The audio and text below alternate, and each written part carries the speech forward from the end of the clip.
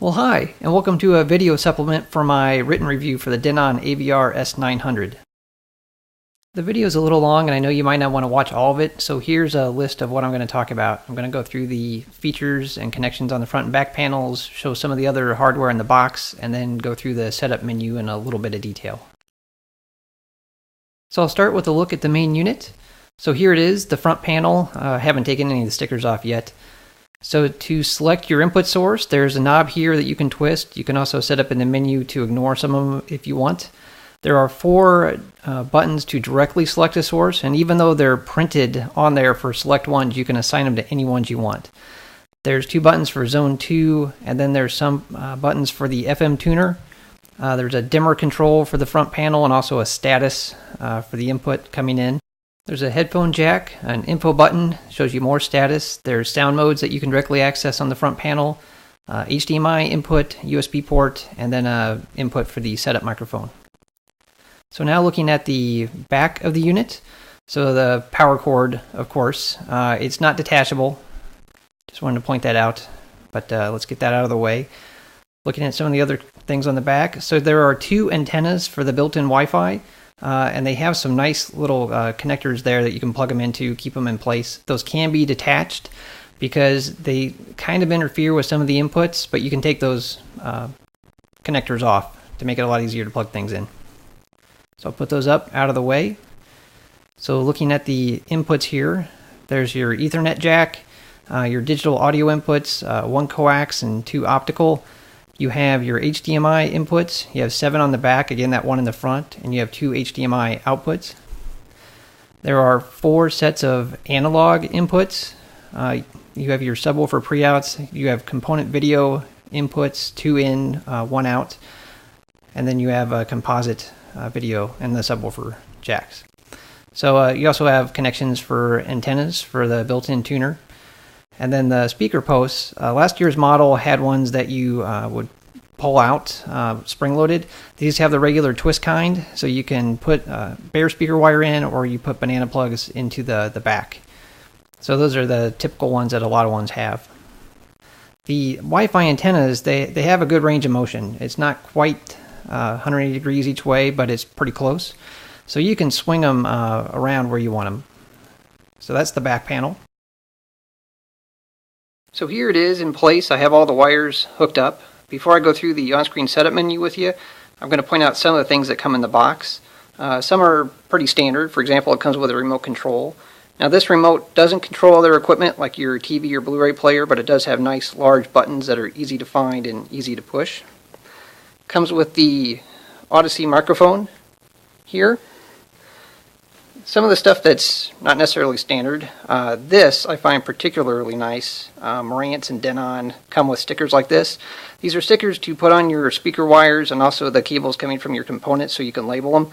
It makes it incredibly nice and easy when you're unplugging and plugging things in to find which cable you're going after. So especially when you have a lot of speakers to hook up, that's very nice. Comes with a quick start guide and a CD with the owner's manual on it. You can also download that owner's manual off of the Denon website, which is nice.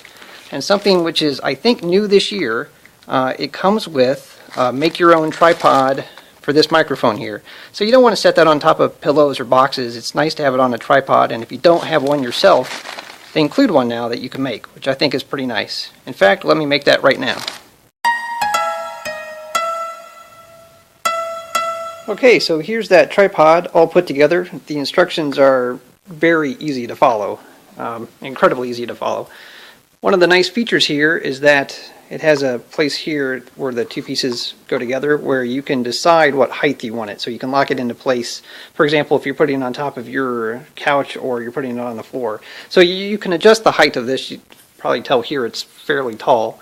But anyway, I'm going to get that set up and then go through the setup menu with you.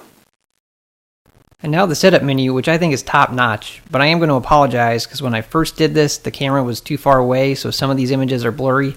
I did redo it for a lot of it to make it more clear, but some of it is going to look a little blurry. So right when it starts, it asks you for your language preference.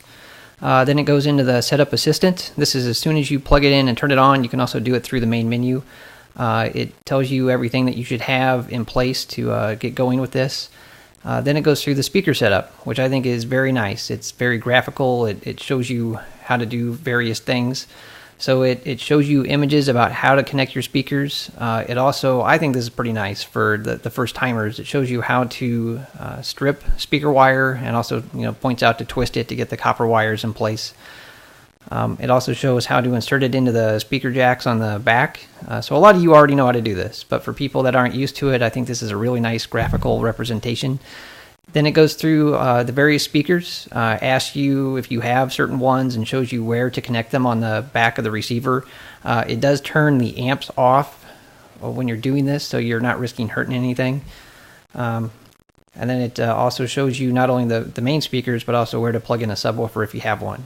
Verifies that you have everything, and then it will go into doing a speaker setup, which actually plays kind of a nice tune when you're going around to make sure everything's connected right. But it has you turn on your subwoofer first, then it will go through the various setups.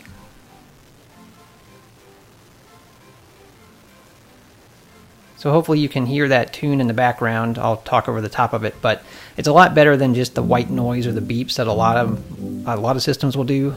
Then it goes into speaker calibration. Now this does play some loud beeping tones to get the right setup for your speakers, and it will go around all of them. You'll see this. It shows you where to set the microphone. So you put it on that tripod that you make, or one that you already have, put it in place. Then you're going to begin the test. You want to stand out of the way because it is going to be kind of loud and you don't want to interfere with the noise. So you can hear the tones going on now, and I'm not going to go through all of this. So this says test 1 of 6. I know it looks blurry. You have to do it at least 3 times, at least during the initial setup. You don't have to do all 6. But that's to put the microphone in different positions and try to get a more rounded calibration for your listening position. So it'll go through this for a few minutes, but it doesn't take too long. And you can see on the screen, hopefully, that it's highlighting the speakers that are playing. Then it will, once you're done with all that, it goes into a network setup and also input setup. I skipped the network part for this video. For the input, this is kind of nice. So you go through, especially if you're a first timer, you tell it which component you want to hook up. You select that.